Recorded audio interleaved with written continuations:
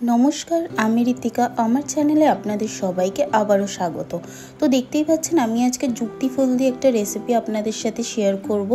গরম আসতে চলেছে, এরকমভাবে এই রেসিপি বানিয়ে আপনারা বাচ্চাদেরকে, বড়োদেরকে সবাইকেই দিতে পারেন। এই রেসিপিটা কিন্তু খুব ভালো সবার স্বাস্থ্যের জন্য।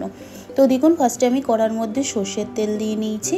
এরপর আমি এর মধ্যে কুচিয়ে রাখা আলুটা দিয়ে দিয়েছি। যেরকম আলু ভাজার আলু কাটে ওরকমভাবেই দিয়েছি। এরপর এর মধ্যে পরিমাণ মতো হলুদ আর পরিমাণ মতো নুন দিয়ে নিলাম। নিয়ে আলুটাকে কিন্তু ভালো করে ভেজে নিতে হবে। যেরকম লাল লাল করে আলু ভাজা করে ওরকমভাবেই প্রথমে কিন্তু আলুটাকে ভেজে নিতে হবে। তাই দেখুন আমি নাড়াচাড়া করে কন্টিনিউ আলুটাকে ভেজে নিচ্ছি। দেখুন অনেকটাই ভাজা হয়ে এসছে, আর একটু কিন্তু আমি ভালো করে ভেজে নেব। একটু লাল লাল করে ভাজতে হবে আলু ভাজার মতন।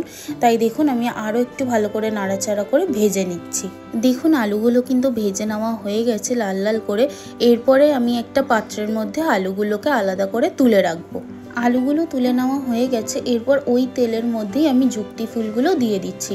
আর যুক্তি ফুলগুলো কিন্তু আমি আলাদা করে আগে ছাড়িয়ে রেখে ধুয়ে রেখেছিলাম।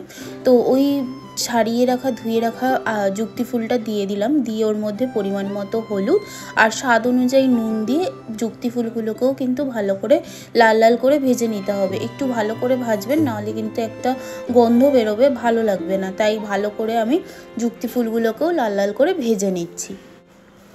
যুক্তি ফুলগুলো কিন্তু মাঝে মধ্যে একটু নাড়াচাড়া করতে হবে, নাহলে কিন্তু নিচে পোড়া লেগে যাবে, তো পোড়া পোড়া গন্ধ বেরোবে।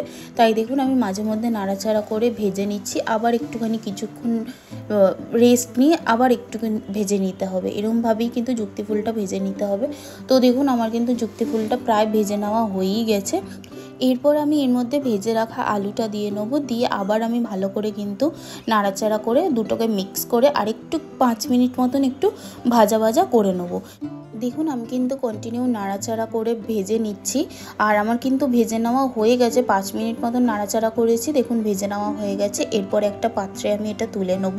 আর এই রেসিপিটা কিন্তু বাচ্চাদের জন্য, বয়স্কদের জন্য, সব বয়সীদের জন্যই কিন্তু খুব স্বাস্থ্যকর। আপনারা এই রেসিপিটা একবার বাড়িতে বানিয়ে দেখবেন, খুব ভালো লাগে গরম ভাতের সাথে খেতে। আর আমার রেসিপিগুলো যদি আপনাদের ভালো লেগে থাকে তাহলে প্লিজ আমার চ্যানেলটা সাবস্ক্রাইব করে দেবেন, একটা লাইক করে দেবেন আর কমেন্ট করে জানাবেন রেসিপিগুলো কেমন লেগেছে। ভালো থাকবেন, সুস্থ থাকবেন। Thank you.